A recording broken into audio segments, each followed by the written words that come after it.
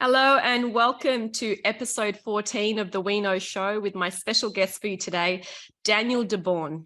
Daniel Debaun is an internationally recognized expert in EMF radiation, EMF shielding, and EMF-related health issues with a special focus on the effects of exposure from mobile devices such as laptops, tablets, and cell phones. Daniel's concerns regarding the health impacts of EMF emissions grew from over 30 years of engineering experience in the telecommunications industry, where he held a variety of executive positions at SAIC, Telcordia, AT&T, and Bell Labs. He is the co-author of Radiation Nation, The Fallout of Modern Technology, and the CEO of DefenderShield, offering EMF radiation protection solutions. Welcome to the show, Daniel Debaun. Well, thank you so much for inviting me. I'm excited about talking to your audience. Again, thank you.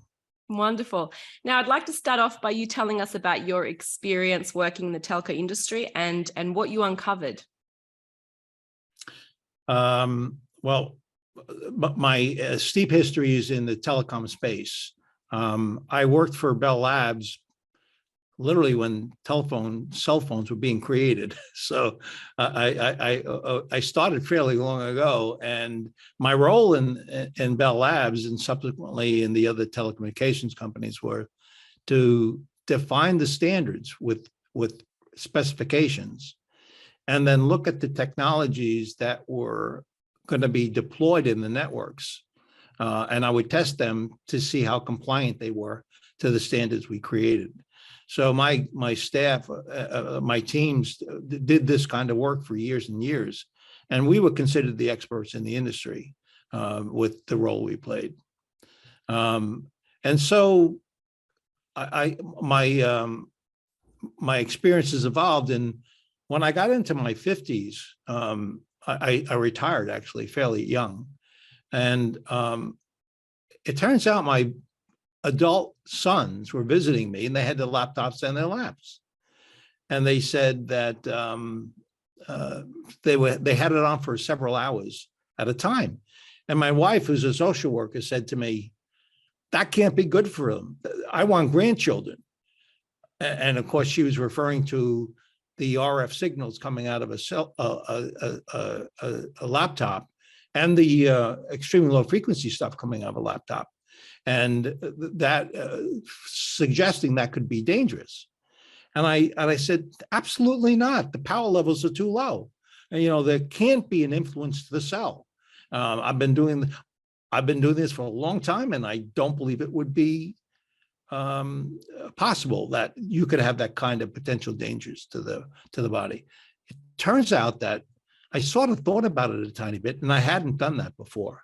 And I began thinking to myself, well, maybe there is potentially some exposures that could be potentially dangerous. So I and my sons started looking and investigating on the medical side what kind of study work exists that could sort of clarify or deny the problems associated with it. And believe it or not, back then, we knew that after about 3 or 4 hours worth of exposure, the male sperm was immobile, 25% immobile. So there was an impact to the sperm of the male. What I also found out at the time, that there was a 2% impact to females with those kinds of exposures. And most of them were non-tumorous, non-cancerous. There were tumors, but a very small percentage of that became cancerous. So I was like stunned that that kind of limited power level and limited exposure levels could have that kind of impact to a cell. And so that's how I started in the electromagnetic space, because I had a very strong engineering background in the space, and I was on the research side as well. So I could sort of span in all the domains in the space.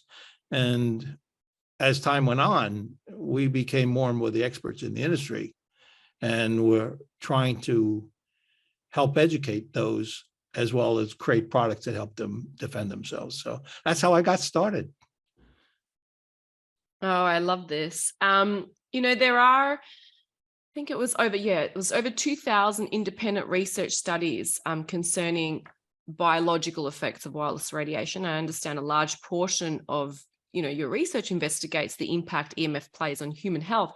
What do you think has been the most alarming piece of research that you've come across when it comes to the harmful effects of EMF? I'm not sure you're asking this question, but I'm going to tell you an answer that may be important. When the standards were created in the telecom space for the US anyway, and I think it's also true for Australia and Europe, they began looking at the thermal impact. And the thermal impact was in the US, a standard that was created after using military 6-foot males.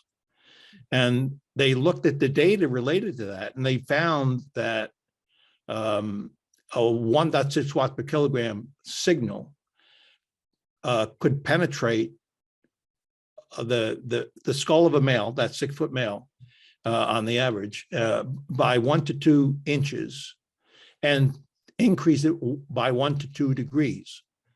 And so that's where the maximum power level was created over 30 years ago.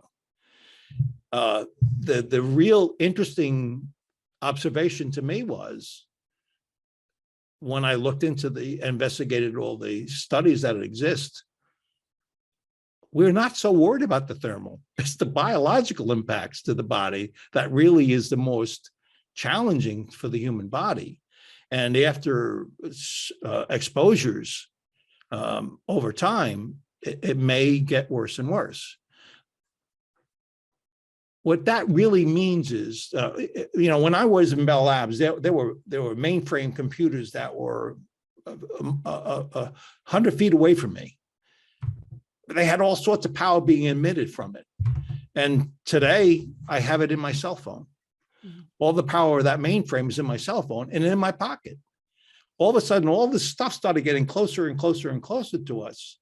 And I began realizing that from the study work that was going on the medical side, that there seemed to be more and more evidence that there could be exposures that could be dangerous to the human body. And as you gained in exposure, there's more likelihood of more damage to the cell of the body. You mentioned something about kids versus adults. That 6-foot male penetrates 1 to 2 inch. 6-year-old child using a cell phone goes completely through their head, completely through. And I used a cell phone when it began years ago, but none of my friends had it because they couldn't afford one. And so very few of us had cell phones that we were using until very recently. But your children is very different. They're using it to call their grandmas when they're 6-year-olds. And so it's becoming more and more of a part of our lives. And we have to know what it is about it that is good for us and where there's potential dangers to us. That's right. I mean, the name of our campaign is called We Are Not Sam, because the name of the dummy they test on is a specific anthropomorphic mannequin, aka Sam. And interestingly, they use a spacer when they measure him so that the phone is actually not directly touching his plastic head. Exactly. It's exponentially different measurements when you have a Sam and there's a distance of just a little bit. Mm-hmm. There's a substantial implication to that little distance. So you're right. When you put it to your head, that's at this point the maximum potential dangers to the human body. And that is not even how they tested it. That's right. They tested it with the distance. And also putting it directly on your body. So not just against your head, which is what many people associate with mobile phones. It's actually also in the pocket, in the back pocket, in the front pocket, in the breast pocket. So all of these areas where the phone is touching your body, the compliance section of the user guides is actually suggesting a distance because of the fact that Sam, the dummy they use to test mobile phones for safety, is measured at a distance. And also, I want to just circle back to what you said about the military recruits. So they took the top 10% of military recruits and said that's our ideal mobile phone user. Well, you know, the 6'2" tall adult male that's 100 kilograms and a 5 kilo head, which is what they base him on, is only indicative of 3% of the world's population that fit that. Right, exactly. Right. So at very best, let's just take away the fact that this is a non-biological test that's on a dummy, on a plastic inanimate object. The fact is they only ever catered safety to 3% of the world's population. So it doesn't take into account women, children, or the elderly. And that is, absolutely, you know, giving phones and iPads and so forth to children when there's not a single biological test of safety. Oh, that's absolutely the case. That is no doubt. And that was sort of the point I was making, is that a standard 6-foot male military person is not your average user. It may have been 30 years ago, which I don't believe then, but it's not today. And they only worried about thermal, not biological. The story is biological is much more substantially concerning to the human body than thermal will ever be. I'll give you an example. We were talking about all parts of the body. There's no question about it. Soft body tissue is probably more susceptible. Well, no one ever died of cancer of the hand because of bone penetration of a cell phone. It's the soft tissue that we worry about that is most at risk. And so it is your head, it's your breasts, it's your groin area, it's your stomach, and we'll talk a little bit about some of that stuff later on. But here's a quick story. When I wrote Radiation Nation, I talked about a young girl, 12 years old, taking a cell phone, put it in their back pocket. I'm jumping on a message you were giving before. And I said in the book, there's a potential influence to the egg cells and can mutate the cell. And I had a friend of mine, Dr. Prasad, probably in the US, he was the most premier X-ray expert in the country. And he's a brilliant, brilliant man.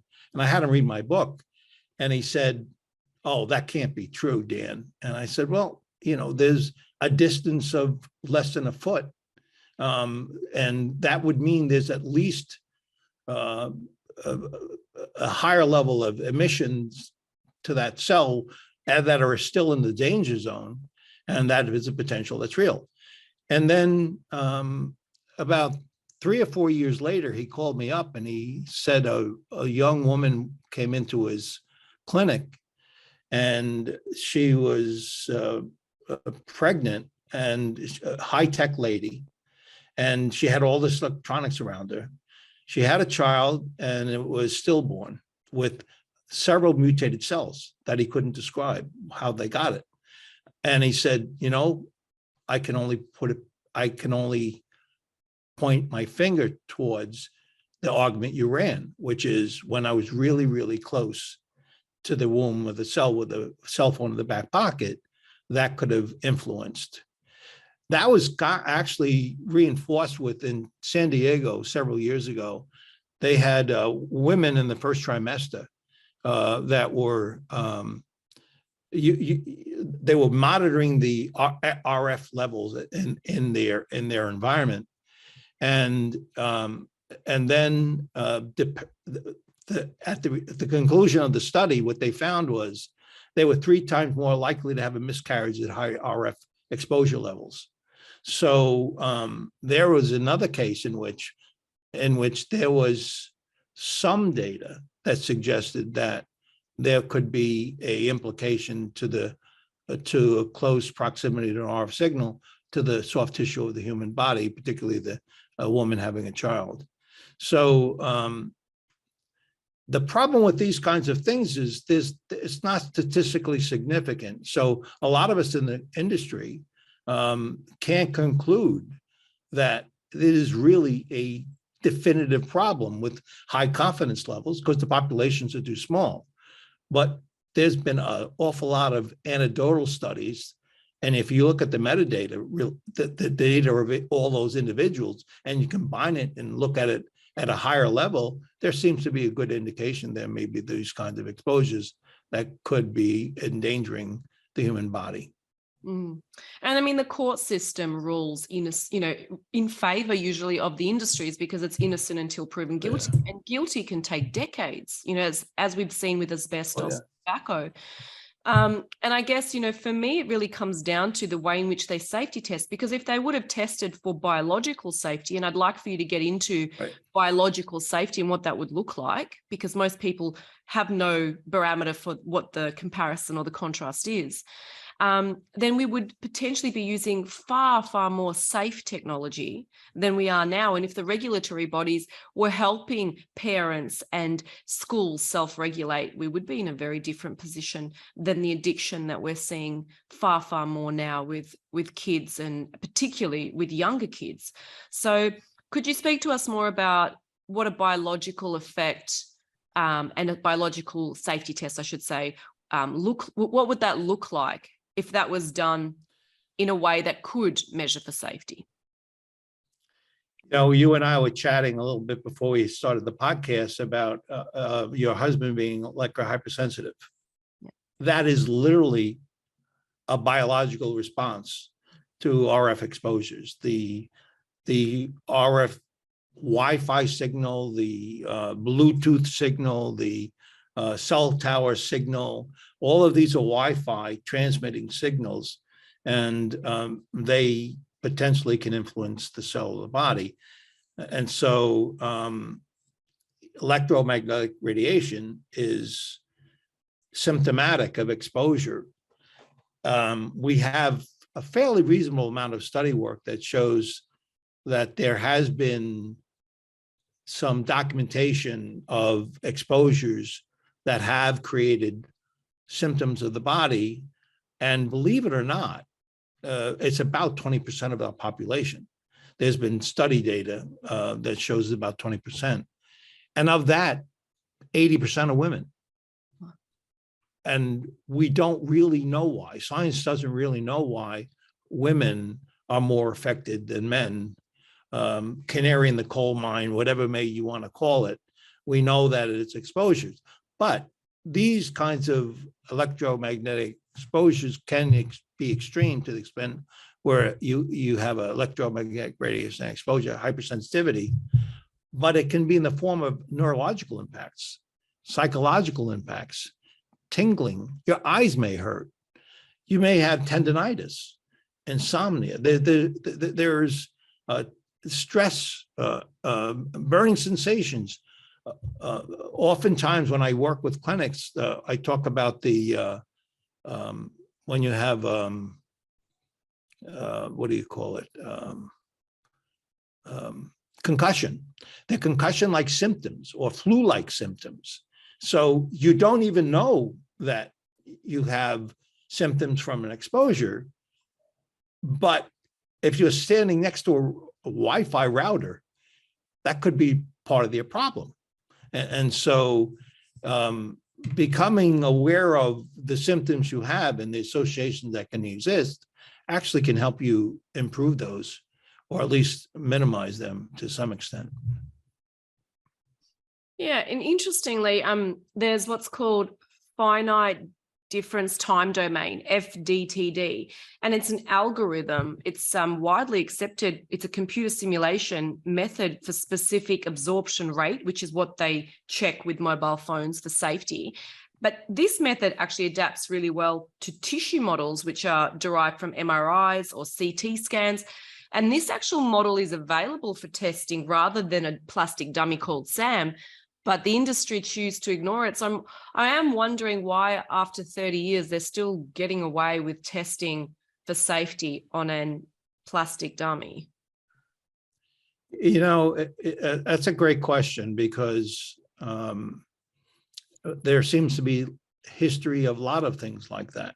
For example, when you smoke, when I smoked cigarettes when I was 12 years old, I tried them out. I wanted to be a big man, right? 50 years ago, which is over that, is 60 years ago. science knew that there was a direct link between smoking cigarettes and lung cancer. We didn't know. And it took 50 years before in the US, cigarette manufacturers are required to say this is dangerous to your health. Trans fats. There was a lowly biochemist over 30 years ago that said, it's not the eggs that are killing you, it's the trans fats that are killing you, that you have the crisp French fries in. It took over 30 years for that to be recognized as a serious problem. And so if you think about those kinds of models of what has been introduced in our environment and how long it takes to deal with it, I think that may be true for telecom as well. With the wireless telephone networks, we're almost in the embryonic stage. We don't have very, very long histories. And so we have the skeptics that wonder if it's true or not, if it helps or not, but it takes them a long time to get there. Independent laboratory studies, as you may know, seem to indicate there are problems. It's the industry-focused studies that typically don't. And you have a very powerful contingency that influences legislation and all sorts of different things. And so it's going to take some time, and it's not unlikely because that's what it's done and typically in many other kinds of toxic space that have existed. So in the meantime, if you need to learn more about it and think about it in your own life and what you may want to do about it. Absolutely agree. So I think this is a great segue to talk about small cells and 5G. And, we're going to get into that a little bit. And I think it's really, I love what Dr. Martin Pall says. He says, he was a professor of biochemistry and medical science at Washington University. And he said that now I've got to make sure I've got this right, but putting in tens of millions of 5G antenna without a single biological test of safety has got to be about the stupidest idea anyone has had in the history of the world. I'd love to know what you say to that.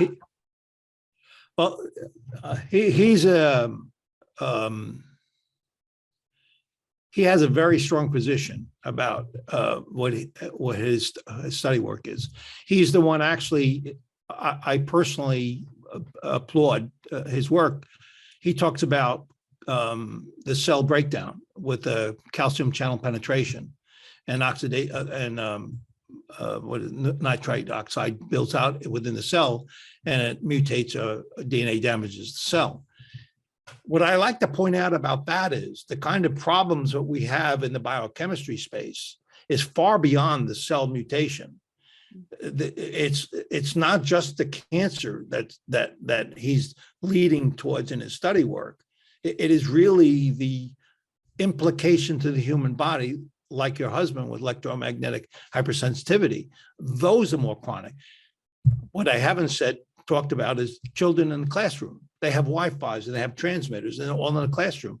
They're exposed to orders of magnitude times 10 kinds of RF exposures that haven't existed in our lifetime.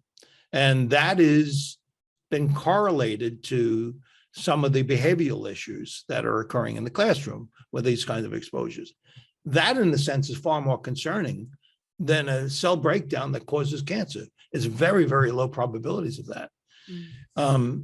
Another point about Dr. Powell, he talked about, remember I talked about the cell in the back pocket and it's mutated. He thinks within 3 years, three generations, we won't be able to reproduce because of that fact.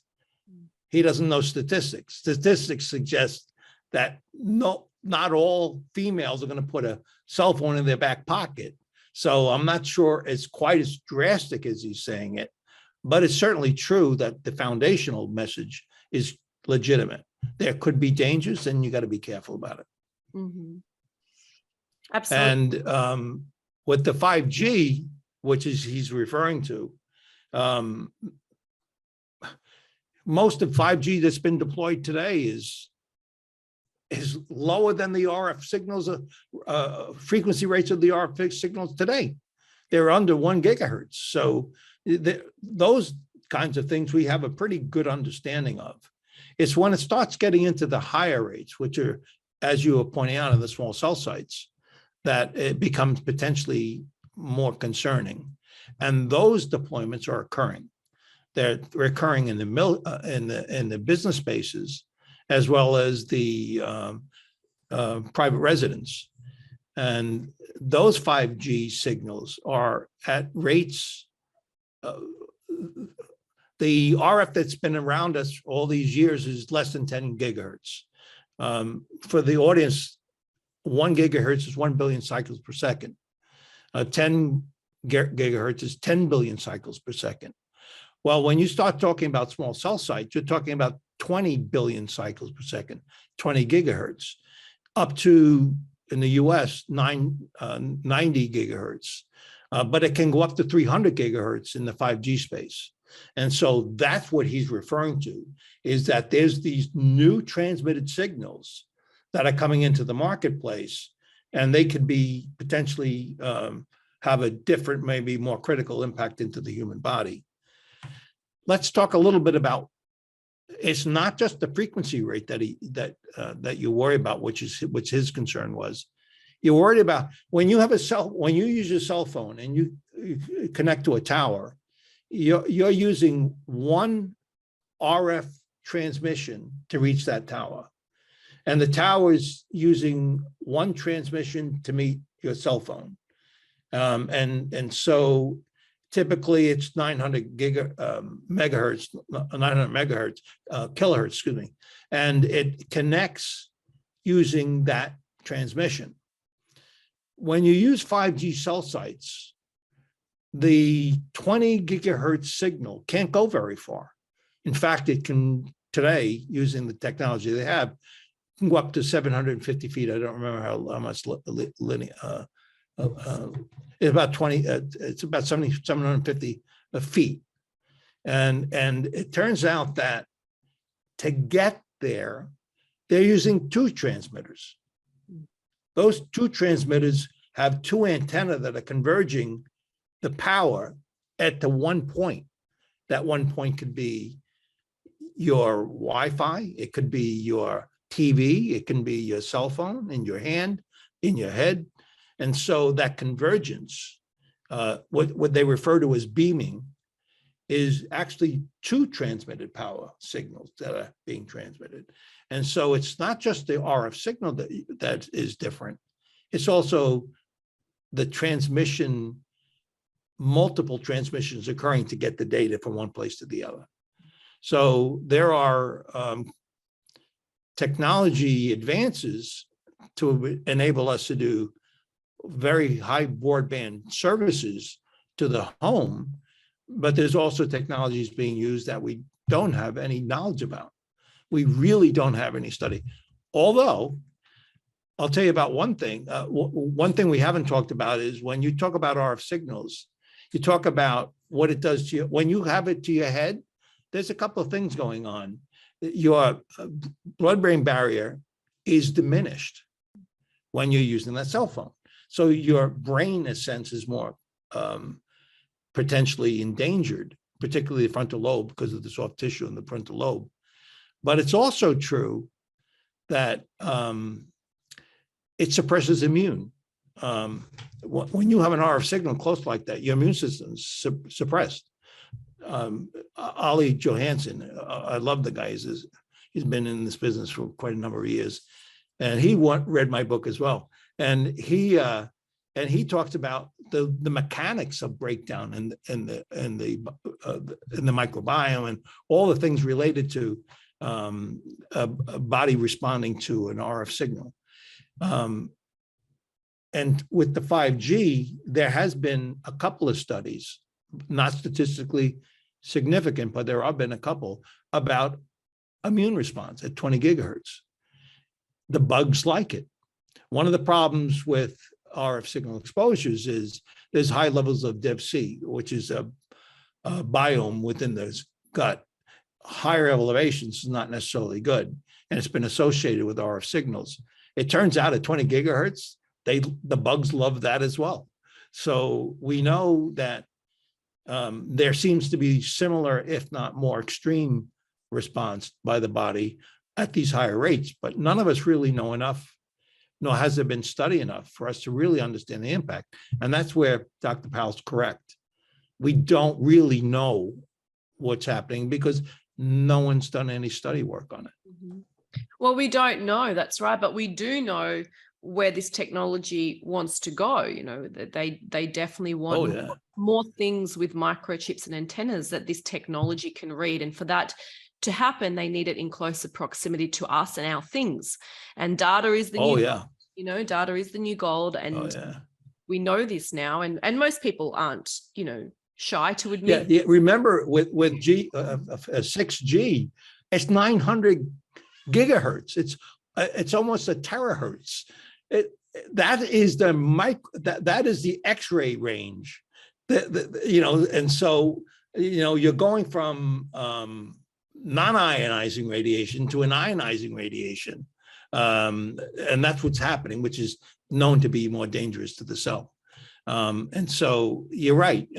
The technology continues to evolve, and there may be some more concerns about these technologies, because one of the things I haven't mentioned was with the 5G transmitter, there's not only two antennas giving you the beaming, the power levels.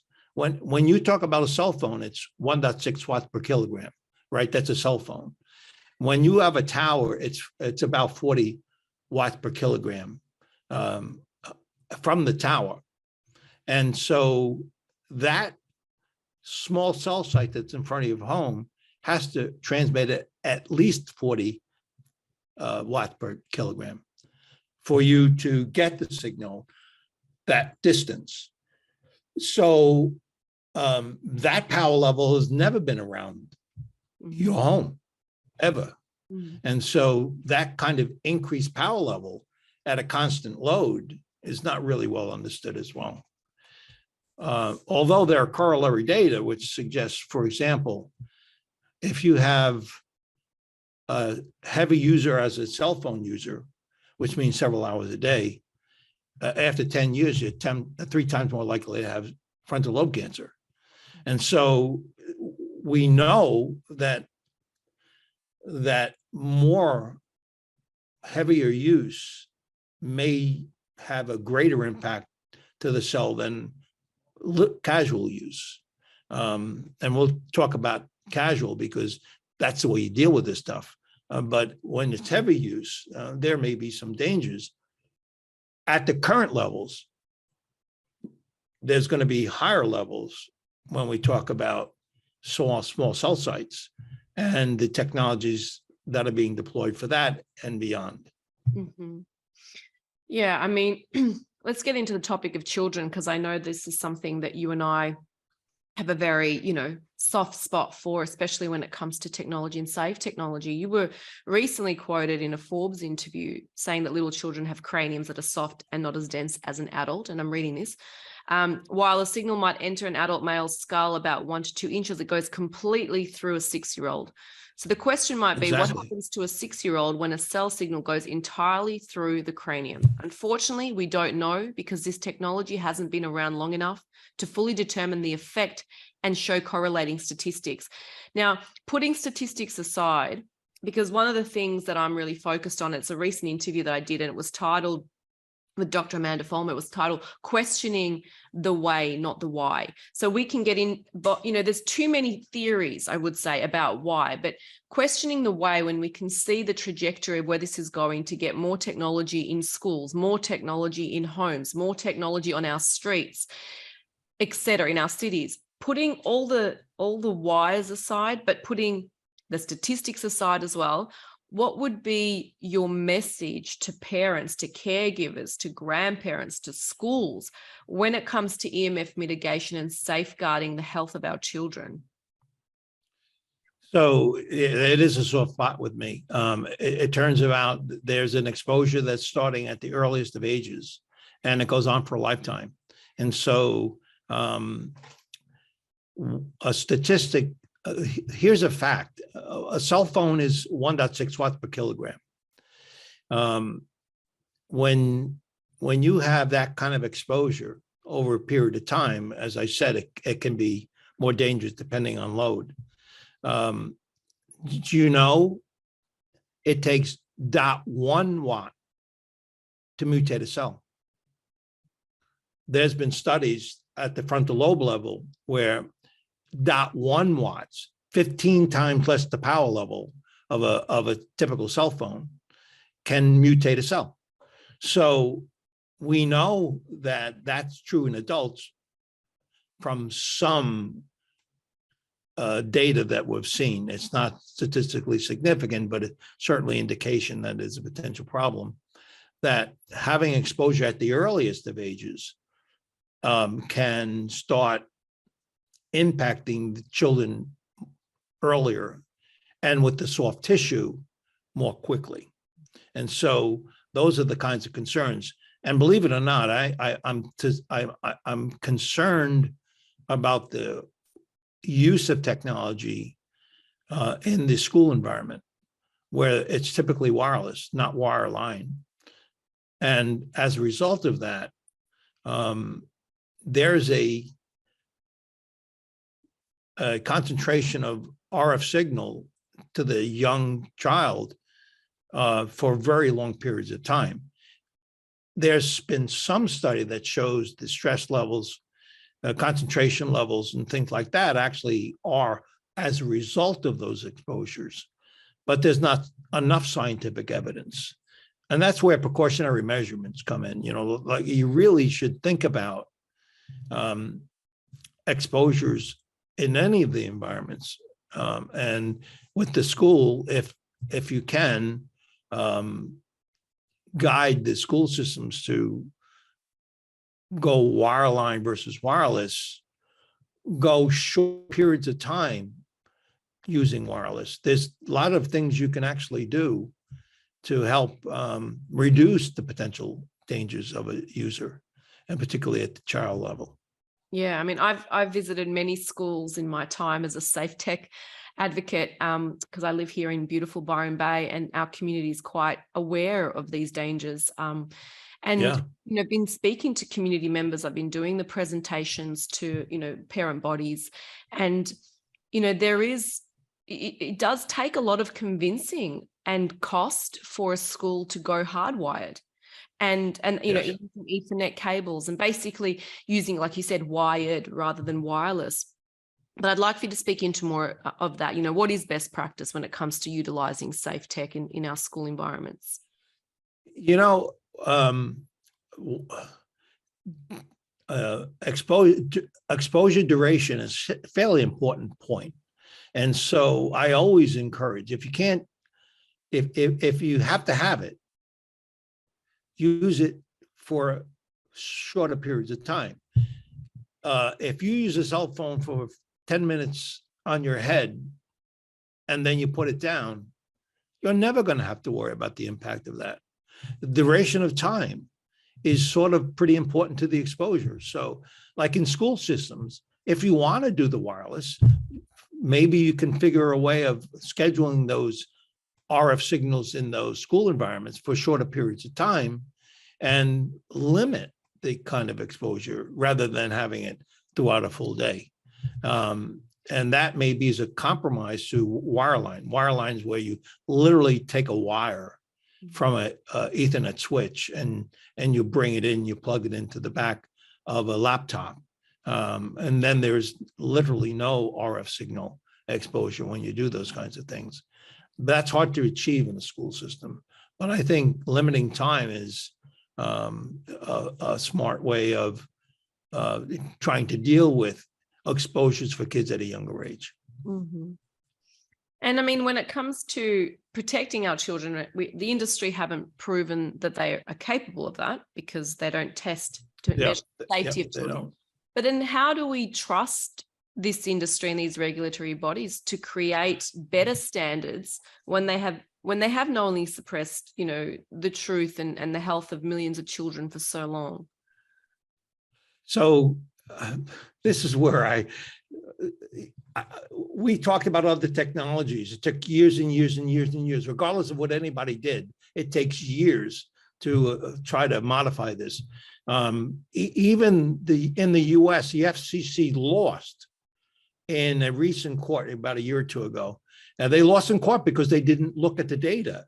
And they were obligated by law to look at the data before they made their decisions.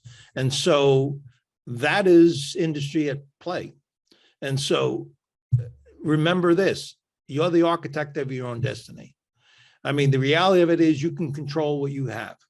And so you should be diligent in knowing your technologies and where they are and the potential exposures you have, and then try to modify your use and of that technology. And you really can do it to the point where it's minimal, if any, danger to the human body, simply by time, duration, distance. If a cell phone, if you put a cell phone to your head, it's the most dangerous. If you take it 4 foot away, 98% of the danger is gone to that cell. Simply by putting it away from you a little bit, you get much safer.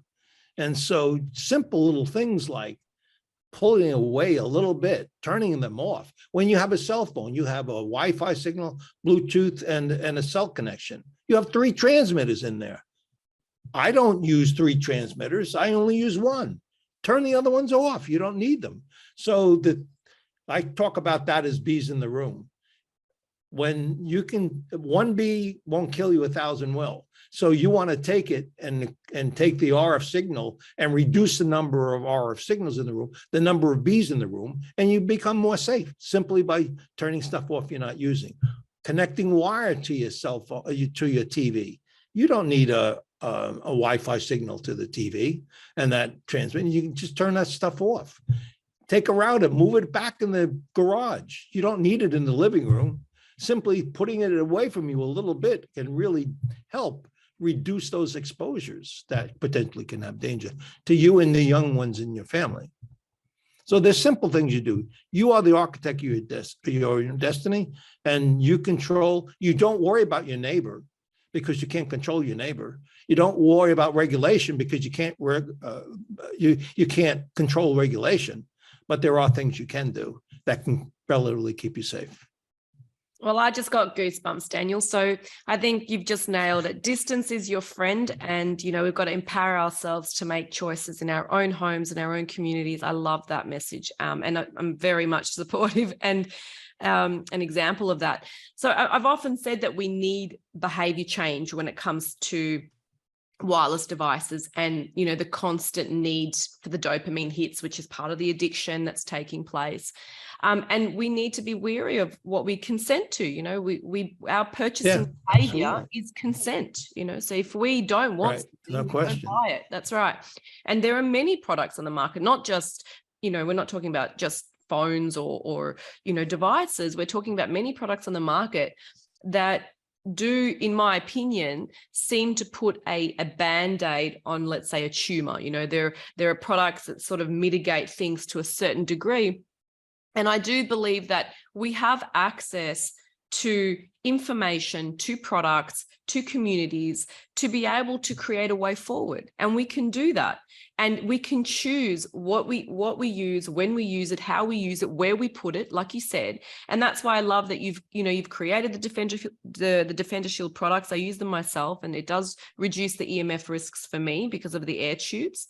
And these are small steps. I mean, they're right here. So for the people that are watching, these are the ones Daniel's created. He's too humble to promote it, but I'll do it for him.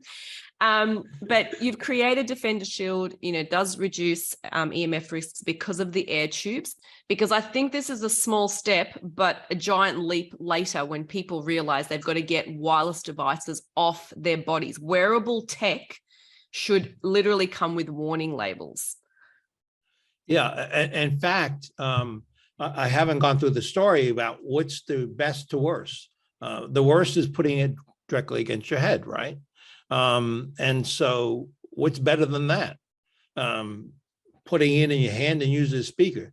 Everyone's going to hear you. It's much better, but it's also, everyone knows what you're talking about. And so then there's the wire from your cell phone to your ear. And that's better because it's reducing the exposure. You don't have the RF signal in your head, but it's not the best. The best is where you convert the audio into an acoustical link that links to your earbud, and then there's none. Now I'll correlate to you the story I told you about 0.1 watts. When you use Bluetooth earbuds, it's 0.3 watts. It's 3 times the power level that can mutate a frontal lobe cell, and they're communicating back and forth to the head. Why would you do that? It's more safe to use something that can connect to your ears that doesn't have the power, the RF signal traveling through we eliminated it completely. We took it out of the equation completely by just going acoustical. Mm-hmm. Great. I mean, I also hardwire. So for those watching, it's an Ethernet cable, as you can see here. But I also tend to hardwire my mobile phone. Is there a way to use the DefenderShields while you're hardwired? Yeah, you can. Yeah. Yeah. I tell everyone we're all not going to go into a jet or a rocket and go to the moon to have protection.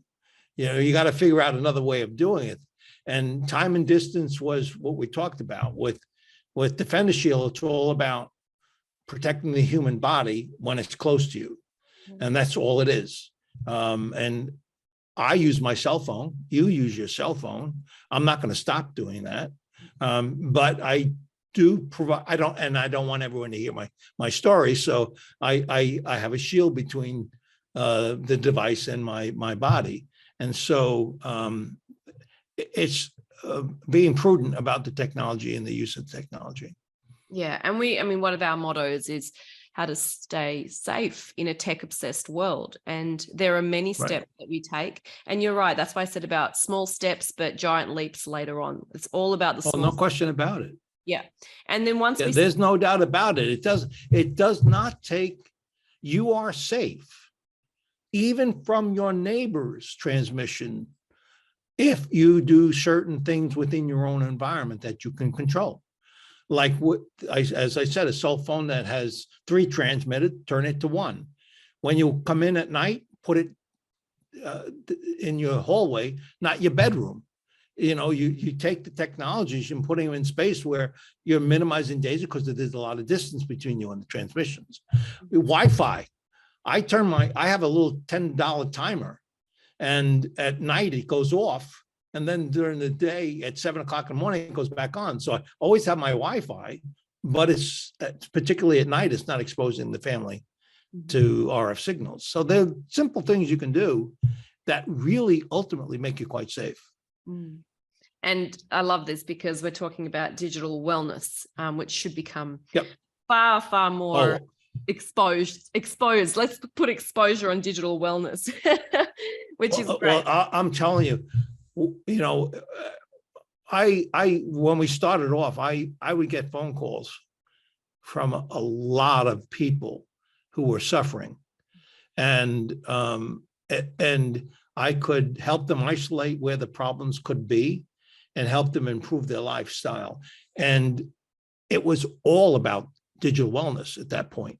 And so I got pretty passionate about trying to find ways of people dealing with the technology, because as I said, we're not going to go to the moon. We got to figure out how to do it, to the extent where we actually started a supplement line for the human body, because there are very specific parts of the body being affected. Like I mentioned DevC in the biome of I have a product that actually goes after the DevC. I have product that goes after blue eye response to the eye, and premature macular degeneration from the blue light you get from the monitor. And these are very real in our environment. And I didn't see the medical community or the supplement community trying to help that at all. So we actually started a supplement company just to go after the body's exposures and help the body become more resilient to the exposures that they have day to day. I love that, because we've got scientists that can report on findings in their research. We've got engineers that can create products, and we've got a marketer who can talk about it, which is, like everybody has a role to play in digital wellness. And this is why I think it's such a great conversation, and so happy that we connected. Also, I just want you to touch on the blue light, because I know for a fact that most people, when I get questions, they ask me about the blue light, and not enough people are aware of what this means and what it does to the body. Okay, so you're in bed at night and you're looking at a laptop or your iPad, and you're staring at it, and then you decide you're going to go to sleep. You put it down and you can't go to sleep. What's going on? There's a blue light that's in our environment from the sun, and when it's not there, you go to sleep. The clock, the biorhythm of the body sees there's no blue light, and so it goes to sleep. In fact, there's a cryptochrome protein in the back of the eye, which is the switch that turns that on and off. Oh, there's no blue light, so it's time to sleep. When you look at a monitor, iPad monitor, it's emitting blue light. And so it's not activating the cryptochrome switch protein that you need to get the melatonin started, right? And so that kind of influence is literally legitimate, and it's based on science.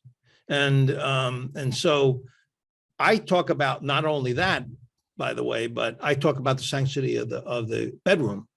You do not want cell phones or Wi-Fi, anything in the bedroom. It disrupts your sleeping patterns. If it's exposures that are high, you really want to make it clean. I was on a podcast and I was telling this brilliant woman that you shouldn't have a cell phone. She said, "Oh, thank you so much for giving me that advice." She didn't believe a word I said. She called me 2 weeks later and she said, "My husband and I are sleeping." I said, "Yeah, because you took the RF signal out of your bedroom and it interferes with the brain." So it really does impact our life, and in subtle ways that people don't fully realize.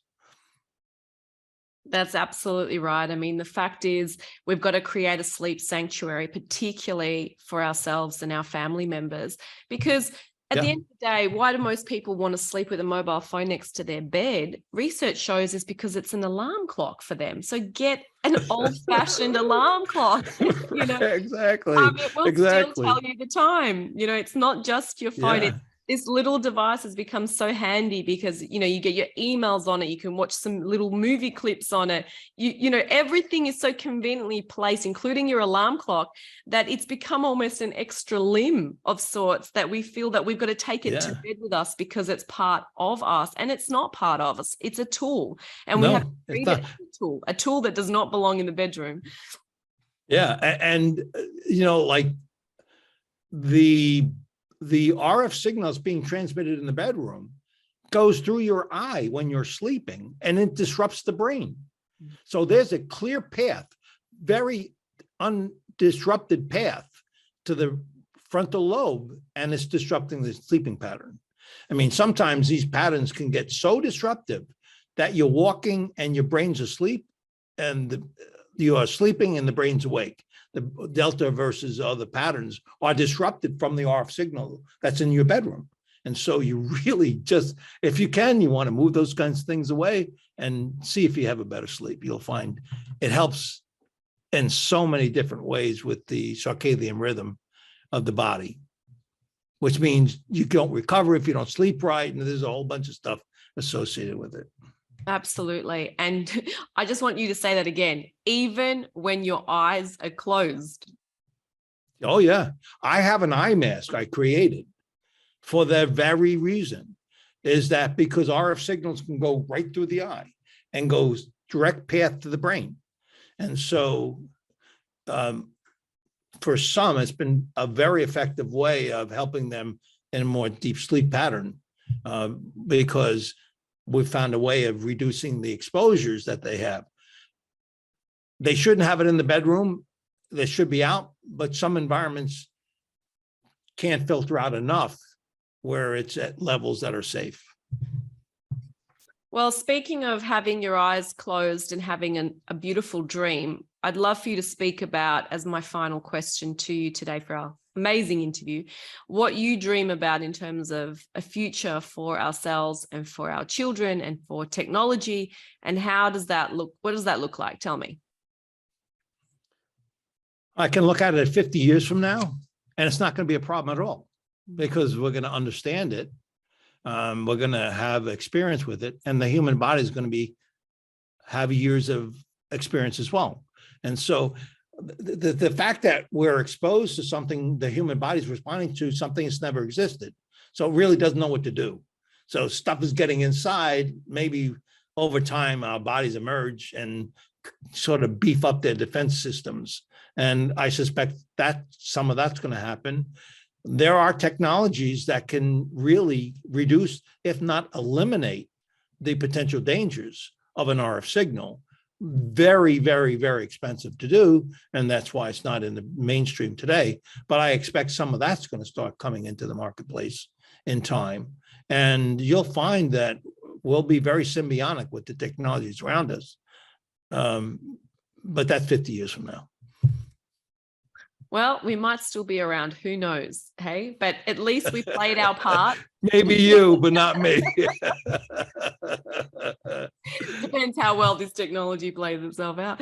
But thank you, Daniel, for this amazing interview. It's full of so many insights, and I love your positive outlook and the faith that you have that we can engineer and create a way forward that is in harmony with our bodies and with nature, because ultimately, you know, everything that we do, we believe is a calling, you know, so to speak, because we do this work because we're called to, and that doesn't come from a device, that comes from the heart. And I can see that the way in which you speak, it's absolutely your calling, the work that you're doing, and the heart from where you speak, and all the intelligence and your background and your information, your qualification has brought you to this place to do this work. And as part of what we always say on this show is that we thank you for the work that you do and the way that you're paving forward. So thank you again. And I can't wait to see you again on this show later down the track and see how this world is developing and what it is that has been transforming in the times between. But I thank you and I cheer you on. Thanks, Daniel. You know, and final, most of us work for a living. Very few of us have an avocation. So in your case, you found a passion which is meaningful for not just you, for everyone. So I applaud you. Thank you, Daniel. And I'll talk to you soon. Bye-bye. I'm really excited to share this with you, so stay with me on this one. We know the data on EMFs and radiation, and we know that we don't want this technology inside our heads or right next to our brains. I've been using DefenderShield for over a year now, and their EMF-free, radiation-free earbud air tubes are awesome. I'm getting great sound quality without harmful EMF radiation. So many of you have been asking us how you can support our work, and this is our first ever partnership with a brand we really believe in. We invite you to use our link to buy your DefenderShield earbud air tube. The small kickback from purchasing will go towards supporting the We Are Not Sam campaign, continuing to spread the safe technology message, and there's no extra cost to you.